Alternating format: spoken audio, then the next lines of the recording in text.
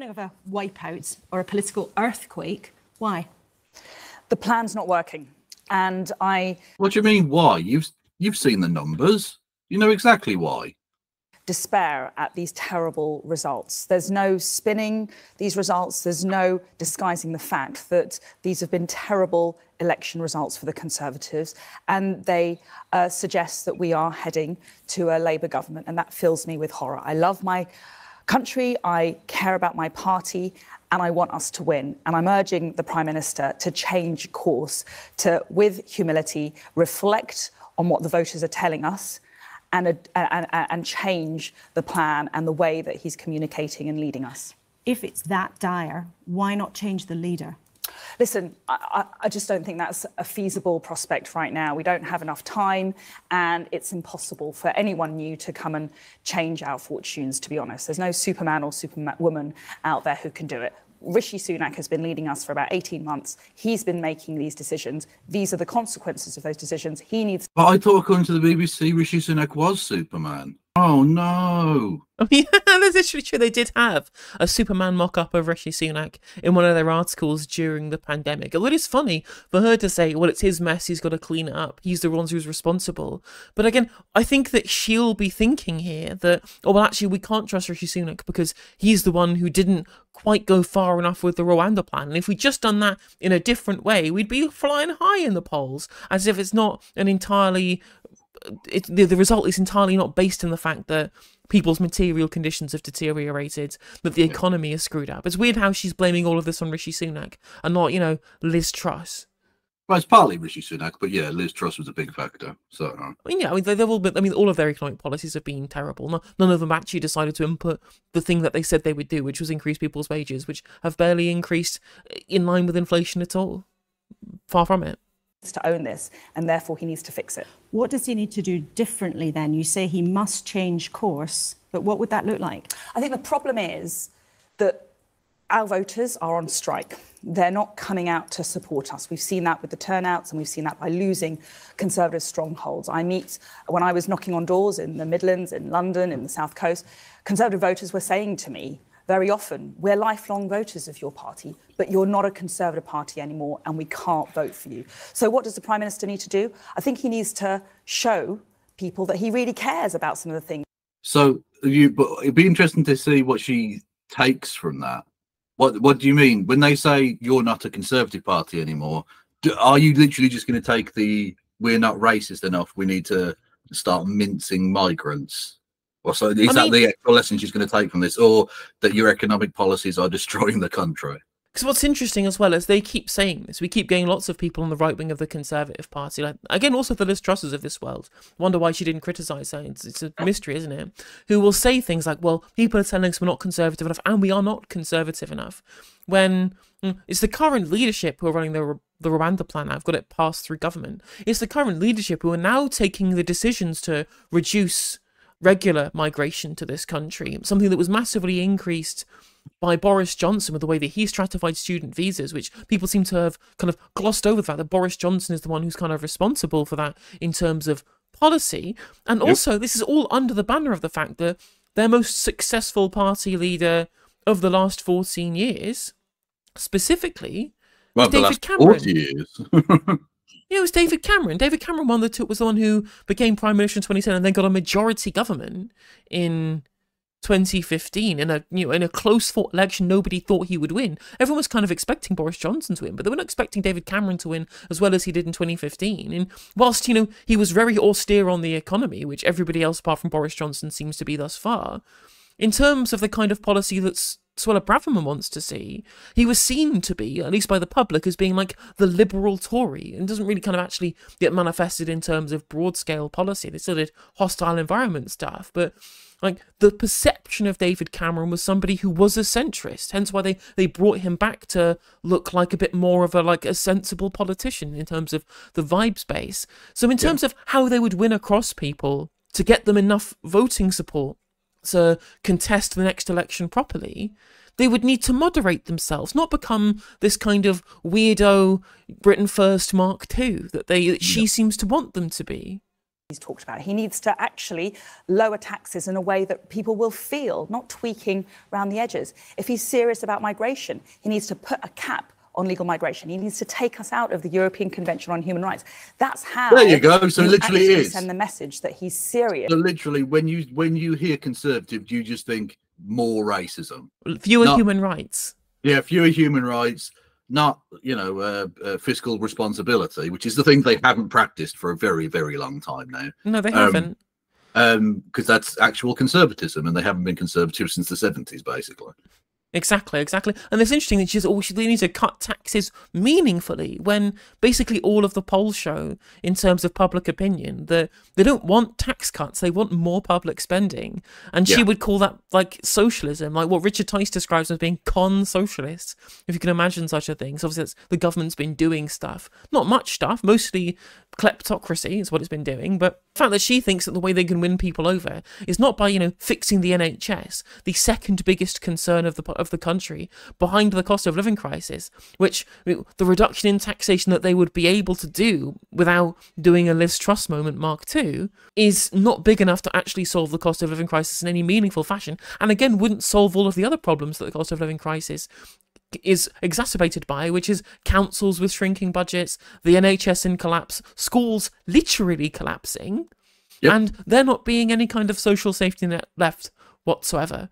So she just doesn't understand. Again, no Conservative here understands what they need to do to win the next election.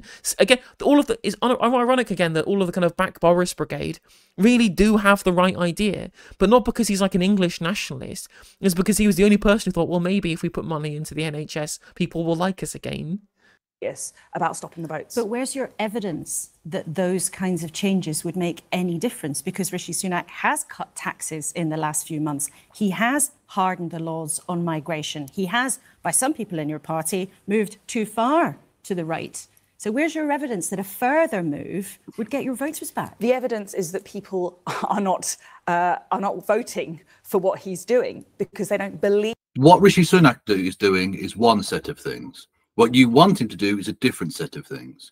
People aren't voting for one. That doesn't mean they would vote for the other. What are you suggesting about the other would make them vote for that? You can't just say they're not voting for the one thing. You have to give the answer, because the question was asked, what is it about your set of things that you think they would vote for? Do you have any polling numbers? Do you have focus groups that you've done? Obviously she hasn't, because if she had, she would know that the main concern from voters is the NHS and the cost of living crisis, which she hasn't even addressed in any of the statements that she'd made here. No, it's literally just, let's do some more racism and tax cuts for the rich. So the same thing you've been doing for 50 years, or 40 years at least. Believe that we are serious about some of these issues. They don't believe that we're serious about some of these issues because they don't feel the benefits. On tax cuts, if he made a bold and big offer on cutting income tax or raising the personal thresholds, people would actually feel the benefits of those tax cuts, because we're tweaking and we're just tightening some of the nuts and the bolts in a complex system, rather than actually making a meaningful offer to people. People are not convinced by what we're saying. But where the Conservative Party's put up a candidate who appeared to many people to be on the right in London, she lost. Well, Listen, in London, we lost because... I really hate this line of questioning. I mean, first of all, that is only reference, I guess, because... It's only relevant, because Susan Hall is somebody who was kind of really hated, but it was in London specifically. But she was talking about taxation in that very last point there. Surely the relevant thing to say here, the poignant response to that would be, well, you tried the whole slashing taxes thing in 2022, and the leader at the time polled worse than Vladimir Putin. Yes. So lost to a lettuce, yes. Yeah, lost to a lettuce. You became an international humiliation rather than just a national humiliation. And you think you want to do that again? Like, what's the definition of madness? Doing the same thing over and over again and expecting different results? Of the National Party's mismanagement of the process. They botched the selection process a year ago, and then really speaking, they didn't run a good campaign. The candidate was unsupported, and that's why we lost. Are there... throwing Susan Hall under the bus. I can't believe in one of the most ethnically diverse regions of the country, You were somebody who openly praised Enoch Powell and called it Londonistan and spent all of the election debates saying how terrible London was and how much she hated it. I can't believe she couldn't win over the population. It's madness, isn't it? It could only have been the fact that the Conservative Party leadership didn't back her enough. If anything, if they'd backed her more, that would have made them look worse in comparison. Ministers in government who share your view. Yes. Of course. I talk to many of my colleagues who are privately demoralised and incredibly concerned about the prospects. We are, at this rate, we'll be lucky to have any Conservative MPs at the next election. And we need to fight. And I'm not willing to give up. It does me no favours to come here and say it how it is and to set out the difficult situation that we're in. But I owe that honesty to my colleagues. I owe that to you and the British people who are crying out for a Conservative Party to vote for. Except I think some of our viewers might feel this morning. And they've got one. It's called Reform. It already exists. You ceded that ground and they've stolen it from you. Some others in your party might feel actually it's people who have been criticising the Prime Minister in public, people who have been playing political games and thinking about their own futures that are part of the problem here. I reject that. Listen, I'm not in government. I'm not making the decisions on our policies. God. I'm not... It's so infuriating, the kind of Westminster-centric nature of journalism in this country, which is like, well, maybe people are being put off because people internally in the party were airing their frustrations. How about, right? For one moment, you acknowledge people's material conditions, Laura. I know I say it all the time. I'm like a broken record, but it's true. I keep saying it because it's true. People hate the Tories because the Tories have screwed up the country. Like, it's really not a difficult circle you need to square here. They're putting forward legislation to ban smoking and to vote on pedicabs. We voted more on pedicabs and on banning smoking. I voted against it. Than we've voted on meaningful healthcare reform or fixing social care or improving mental health care. We are not delivering for the people. We're not delivering the policy. You want to have healthcare reform, which I can only assume from her perspective means privatisation, which the public doesn't want. You also say you want to have more investments in things like social care and in mental health care. Where are you going to find the money if you also want to do tax cuts? Magic money tree. Magic money tree. It's there for the tax cuts, as we found out in September 2022. That people want. And it's a disgrace that we are trailing up against Labour, led by Keir Starmer, who has the charisma of a peanut, who is overseeing a party which is a rabble of hard left maniacs who would undo Brexit, a rabble of hard left mania. The most right-wing government, the most right-wing Labour Party that arguably has ever existed, and they still call them hard left. I mean, exactly. Like the idea that they're anything close to hard left and not indeed like centrist at the very, very, very best is just complete nonsense, absolute abject nonsense. He also said they want to reverse Brexit, which is the opposite of the case. I mean, it's funny how they are very happy to continue backing the hard Brexit that Keir Starmer not only campaigned against at the time, but also wanted to have a second referendum on and ran his leadership campaign on trying to soften, but he now completely backs it wholeheartedly. Again, whatever you want to feel about whether the tactics of that are correct or not, it's just not true. And it's also very funny that the FBPE crowd were mad when Corbyn did want soft Brexit, is now absolutely fine with Keith doing hard Brexit. Yeah. I mean, there was a reason that the Keir Starmer bingo, one of them was make Brexit work. He did say it a lot. Who would open our borders and who would indoctrinate our institutions and our schools with politically correct madness. But given all the changes we shouldn't be trailing to the degree that we are against this Labour. Wow, she has learned none of the lessons at all. She is a fucking lunatic. She has learned none of the lessons as to why they're hated. Exactly. Actually, she's here so well, all of Labour get in, they'll start talking about pronouns. And I was like, first of all, that's already happening under the Conservative government. Like, if you want to get mad about people being taught politically correct things, not that they're necessarily getting taught that, but they're certainly being taught more liberal positions than what she would be accepting of. That happened under your government, mate. Like, that's you. That's on you very specifically. Yeah. And second of all, again, the idea that that's people's concern and not the cost of living crisis, because these people just don't know, they don't understand, they don't or even care That's why they get all kind of mad when people say that the economy is screwed up, because they're like, but look, the economic fundamentals are getting better. I'm like, well, the fundamental money that's in my pocket paying for my dinners and my rent, or whatever it might be, if you're somebody who rents, that hasn't. But they don't experience it because they're all homeowners. They're all, I mean, they're MPs. They're on 90k a year at this point. So of course they don't experience what real world people are going through, and they can only, under that mentality, think that it's purely culture war stuff that can be to blame here. Yeah, she's trying to position herself as the Fox News candidate. Given all the turmoil you've had, all the changes of leader, all the noises of all the civil war, all the belly aching, do you believe though that there will be viewers thinking actually it's the Conservatives who are a rabble? And can you tell us, was there a plot being discussed to get rid of Rishi Sunak this week if everything was bad? And is it over? What I would say is that there's no point blaming those of us who are telling the truth for the problems that we're facing. As I said, I'm not in charge. I'm not in government. These decisions on policy and communication and campaigns are being made by Rishi Sunak and his team. Was there a plot? I don't. You tell me. I read what you read in the papers. And, shut the fuck up. No one believes you. You are still in Westminster. You know what's going on. Stop lying. Stop fucking lying. Jesus. The papers and journalists seem to like this subject about plotting and plotters. Well, it's important because it's about who's going to be the Prime Minister of our country.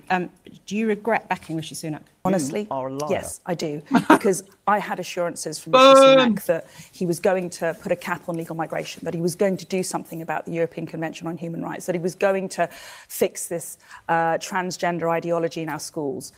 Jesus fuck Christ. Those are her talking points, are they? Exactly. That's literally all she's got. Yeah, exactly. Because again, just completely out of touch with reality. Genuinely demented individuals, these people. Like, people can't afford to fucking heat their houses in the winter, and you think they give a fuck about pronouns? Literally, I mean, she literally is just the gamer guy. Fucking pronouns, fucking gender ambiguity, fucking current day Californian shit. As Solly points out, it's just dialogue tree, NPC dialogue tree stuff. It really is. She's got her talking points and she's just going to go through them, which is pointless having her on. Laura, you're a journalist. Allegedly. Hasn't done that.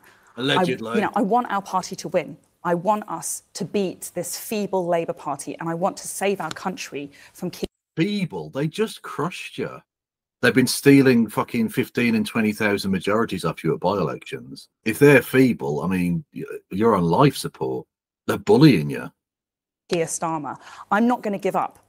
I'm still going to fight, even if it makes me unpopular. I'm going to speak the truth, because that's what the 400 councillors who we lost this week deserve. That's what the authorities that we lost this week deserve. We are not going to fix this problem unless we're honest about it and we change course in reflection with some humility to what the voters are telling us. Okay, Suella Braverman, thanks very much indeed for coming in this morning. Mental case. It's fascinating that she talks about humility in what was essentially a leadership pitch. Lovely. And it's exactly the complete opposite of humility. And again, she's out here just trying to say that, well, when I was in government, we were going to do what the people wanted. I'm like, well, you didn't do what the people wanted. You were in government as a cabinet minister for the entirety of the period when your polling was in the toilet, both under Liz Truss and under Rishi Sunak, and indeed under Boris Johnson, like after the Partygate stuff killed the polling as well. Like the idea that her position as Home Secretary was something that was kind of holding the government together, holding their polling up. It's nonsense. It's complete nonsense again, because she just recites NPC dialogue tree statements and expects that to be a path towards political victory when all it is just circling the drain. Hey there, if you enjoyed the video, make sure that you like and leave a comment. That helps the video out in the algorithm. If you subscribe and ring the bell, it'll let you know when I go live. I stream every day on YouTube and Twitch. You can also follow all of my socials down in the description. And if you want to support me in a more financial manner, there's a join button for membership to just 99p to be a member on YouTube, as well as a Patreon, and there's some merch there as well. And hopefully I'll catch you on the next video. Take care.